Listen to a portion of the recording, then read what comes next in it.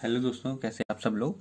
आज हम लोग अगस्त तंत्र में विष पॉइजन के बारे में जनरल इंट्रोडक्शन पढ़ेंगे, जिसमें हम लोग विष की व्युत्पत्ति, निरुक्ति, परिभाषा, उसकी उत्पत्ति और उसका वर्गीकरण देखेंगे। ठीक है, तो चलिए स्टार्ट करते हैं। विष की उत्पत्ति क्या है देखते हैं। विष की उत्पत्ति में विष धातु में क प्रत्यय लगाने से विष बनता है, जिसका अर्थ है व्याप्त हो जाना या फैलना। ठीक है, तो देखिए डेफिनेशन व्युत्पत्ति में ये दिया है कि जो शरीर की रसादी धातुओं में शीघ्रता से व्याप्त हो जाए उसे विष कहते हैं। मतलब जो शरीर की रसादी या धातुओं में जल्दी से फैल जाए या तो पहुंच जाए उसे विष कहते हैं। ठीक है, उसके बाद विष की निरुक्ति। विष की निरुक्ति देखिए, विषम उच्चैते विषनाथ हेतु, ये आचार्य चक्रपाणि ने दिया है। उन्होंने कहा है विषम उच्चैते विषदनाद हेतु, जो विषाद उत्पन्न करे उसे विष कहते हैं। मतलब जो विष की तरह लक्षण उत्पन्न करे, विष जो विषाद उत्पन्न करे उसे विष कहते हैं। ठीक है, उसके बाद विष की परिभाषा दी गई है। तो देखिए कि विष की परिभाषा, देहम प्रविश्य यद द्रव्यम दूषयित्वा रसादि का नाम स्वस्थ प्राणहरम च सा तद्द्रव्यम विषम उच्यते।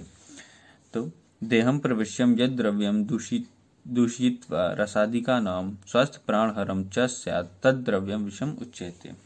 इसका अर्थ देखिए क्या दिखा है, जो द्रव्य शरीर में प्रवेश करके रसादी धातुओं को दूषित करे या स्वस्थ व्यक्ति के प्राणों को हर ले उसे विष कहते हैं। मतलब जो द्रव्य है वो शरीर में प्रवेश करता है ना, और रसादी धातुओं को दूषित करता है, उनको दूषित करेगा तो हमारे शरीर में व्याधियां उत्पन्न होंगी, हमारे शरीर में रोग उत्पन्न होंगे, तो उनको दूषित करेगा तो और स्वस्थ व्यक्ति के प्राणों को हर ले, मतलब कि उसके प्राणों को जब वो व्याधियां उत्पन्न करेगा तो उसके प्राणों को हानि पहुंचेगी। ठीक है, उसके स्वास्थ्य को हानि पहुंचेगी, इसीलिए उसे विष कहा गया है। ठीक है, उसके बाद दूसरा श्लोक देखिए, व्यवायी च विकासे च स्यात् सूक्ष्मं छेदि महावहम आग्नेयम जीवितहरम योगवाही स्मृतम विषम। ठीक है, ये चारंगन संहिता में दिया हुआ है श्लोक।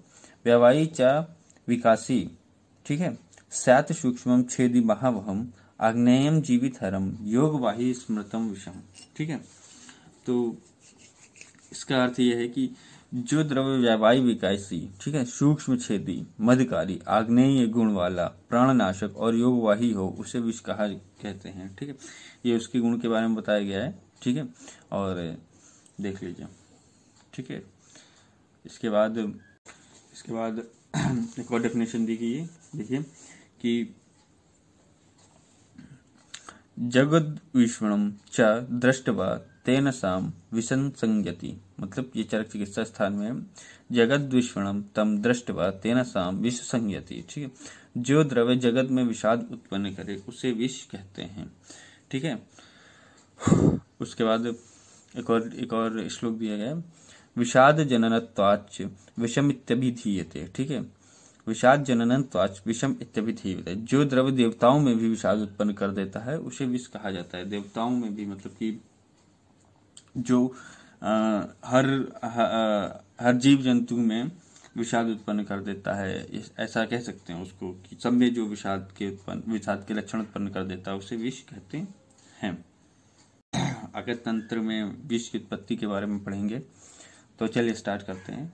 ठीक है, श्रीमद् भागवत के अनुसार और फिर आचार्य चरक के मतानुसार, उसके बाद आचार्य सुश्रुत के मतानुसार, ये तीनों में पढ़ेंगे। ठीक है, तो विष की उत्पत्ति कैसे हुई आइए देखते हैं। तो श्रीमद् भागवत के अनुसार जब अमृत प्राप्ति के लिए देव और दानव जो है समुद्र मंथन कर रहे थे, तो उसके बाद अमृत से पूर्व विष की उत्पत्ति हुई। ठीक है, विष की उत्पत्ति, विष से संतप्त होकर देव और दानव भगवान शिव से अनुरोध करने लगे। मतलब जो विष है उससे संतप्त होकर देव और दानव भगवान शिव से अनुरोध किया कि भगवान शिव विषपान कर लीजिए। ठीक है, तो भगवान शिव ने विषपान किया और कुछ बूंदें उसकी पृथ्वी पर आ गिरी। ठीक, जिन्हें वनस्पति तथा प्राणियों ने ग्रहण कर लिया। ठीक, जिससे वनस्पति से स्थावर विष उत्पन्न हुए और प्राणियों ने जो विष ग्रहण किया उससे जांगम विष की उत्पत्ति हुई। ठीक, इसके बाद आचार्य चरक के मतानुसार जब देवता और दानव जो थे तो अमृत के लिए क्षीर समुद्र का मंथन कर रहे थे, तब अमृत के पूर्व भयावह स्वरूप वाला पुरुष प्रकट हुआ। ठीक है, एक खतरनाक स्वरूप वाला पुरुष प्रकट हुआ। उसे देखकर वहां उपस्थित सभी लोग विषाद युक्त हो गए, और उसे देखकर सब लोग वहां पे विषाद युक्त हो गए। ठीक है, ठीक है, उसे विष की संज्ञा दी गई, और उससे सब लोग उसको विष की संज्ञा दी गई, उसका नाम विष रखा गया। ठीक है, जब ब्रह्मा जी ने देखा कि उस विष पुरुष को देखकर सभी व्याकुल हो रहे हैं, मतलब सभी डर रहे हैं, तब उन्होंने जांगम और स्थावर दो योनियों के रूप में उत्पन्न होने की उसे आज्ञा दी। उसने कहा कि आप पृथ्वी पे जांगम और स्थावर योनियों में उत्पन्न हो सकते हैं। ठीक है, इसके बाद आचार्य सुश्रुत के मतानुसार देखते हैं क्या कहते हैं। ठीक है, ब्रह्मा जी ने सृष्टि की उत्पत्ति कर रहे थे, ठीक, उसी में कैटव नामक दैत्य द्वारा विघ्न पड़ा। ठीक है, तो ब्रह्मा जी सृष्टि बना रहे थे, तो उसी वक्त कैटव नामक एक दैत्य था, उसने विघ्न डालने की कोशिश की। तो ब्रह्मा जी के मुख से क्रोध प्रकट हुआ, एक भयावह स्वरूप वाला क्रोध प्रकट हुआ। ठीक है, जिसने कैटव का वध कर दिया। ठीक, जब कैटव का वध कर दिया तो वध कर दिया, उसके बाद क्रोध का शरीरधारी जो स्वरूप था, ठीक है, क्रोध का जो शरीरधारी स्वरूप था उसका तेज बढ़ने लगा, मतलब कि उसने वध तो कर दिया, बट उसके बाद उसका तेज और बढ़ने लगा, जिससे देवता भी विषाद युक्त हो गए। ठीक है, ब्रह्मा जी ने क्रोध के तेज को स्थावर तथा जांगम दो योनियों में स्थापित कर दिया। उसके बाद उन्होंने क्या किया कि उसको दो योनियों में स्थापित कर दिया। ठीक है, बांट दिया उसको। ठीक, जो है स्थावर और जांगम योनियां। तो आइए देखते हैं विष के पर्याय। ठीक है, तो विष के पर्यायों की विष को किन किन नामों से उल्लेख मिलता है देखते हैं। तो विष का पहला पर्याय छ्वेड, फिर दूसरा गरल, फिर गद और गर, फिर भूगर, फिर कलाकुल, कालकल्प और कालकूट। ठीक है, इन सब नामों से विष को संज्ञा दी गई है, विष का उल्लेख मिलता है। ठीक है, इसके बाद देखते हैं विष के वर्गीकरण के बारे में। ठीक है, विष के वर्गीकरण में एक श्लोक दिया गया है, तो देखते हैं। स्थावरम जांगम यैव द्विविधम विषम उच्यते, दशाधिष्ठानम माध्यम तु द्वितीयम षोडश आश्रयम। ठीक है, स्थावरम जांगम चैव द्विविधम विषम उच्यते, दशाधिष्ठानम माध्यम तुम द्वितीयम षोडश आश्रयम। ठीक है दोस्तों, मैं यहाँ पे संदर्भ नहीं पढ़ रहा हूँ क्योंकि ये 3rd ईयर में है, और अगर आप यहाँ तक आए हैं तो इसका मतलब ये मतलब कि आप अपने आप ही समझ सकते हैं कि ये संदर्भ कहाँ से लिया गया है और कहाँ क्या है। ठीक है, इसका मतलब तो मैं इसको स्किप कर दे रहा हूँ। ठीक है, उसके बाद देखते हैं इसका मीनिंग क्या है।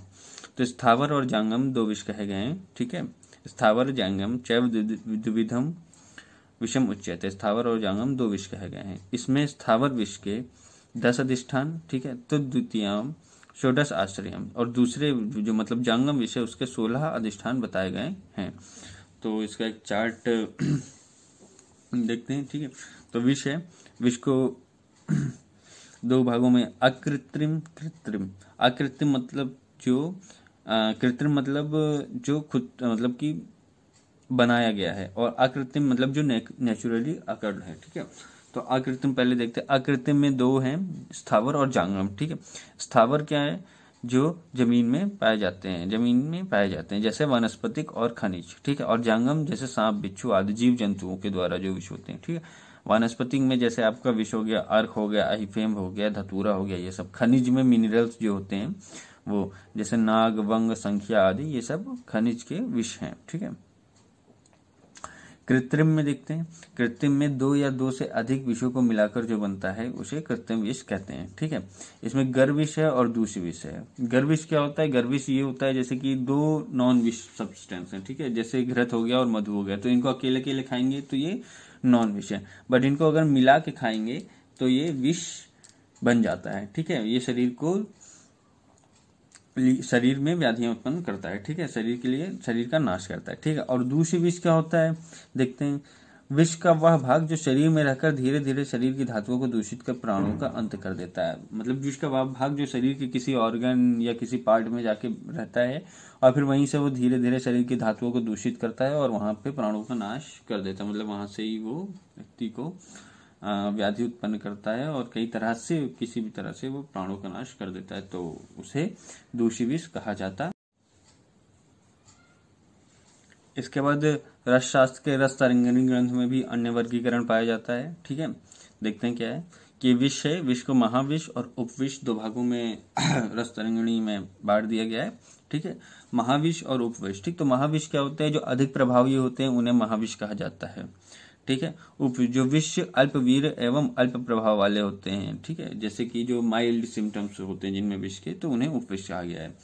तो यहाँ पे ये महाविष के बारे में बताया गया है।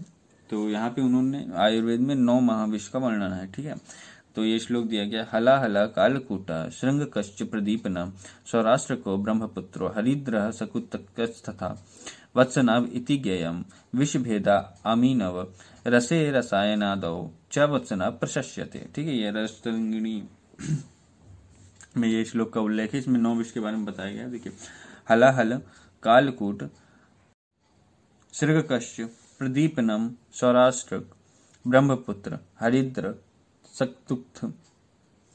सक्तुक और वत्सनाभ।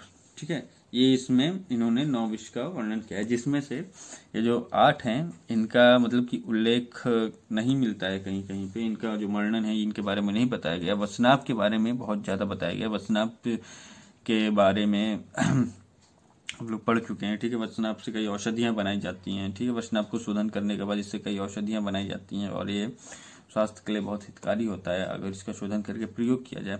बट इन 8 के बारे में इतना उल्लेख नहीं मिलता है, एकदम ना के बराबर है, इसीलिए इसको वत्सनाभ को प्रशस्यते मतलब कि ज्यादा अच्छा माना गया है। ठीक है, इसके बाद उपविष देखते हैं। उपविष का क्या है? तो आइए यहाँ पे उपविष के बारे में देखते हैं। ठीक है, ये जो श्लोक है, विष तुंदक बीज त्वाफेनश्च रेचकम धतुर बीजम विजया गुंजा भल्लातकायम अर्क क्षीरम स्नुहि क्षीरम लांगली करवीरकम समाख्यातो गणो अयम तु बुद्ध रूप विषाभित्यम। ठीक है, इसके बारे में बताया गया। ये देखिए, यहाँ पे उपविष का उल्लेख किया गया। विष तुंदुक मतलब विष तुंदुक मतलब कुचिला कुपीलू। ठीक है, आइफेन, ठीक है, रेचकम जयपाल, धतूर बीज धतूर, विजया को भंगा कहते हैं विजया, गुंजा भल्लातक, अर्क क्षीर स्नुहि क्षीर लांगली और करवीर, इन उपविष का उल्लेख आया है। इन उपविष को यूज करते हैं। देखते हैं, ये देखिए,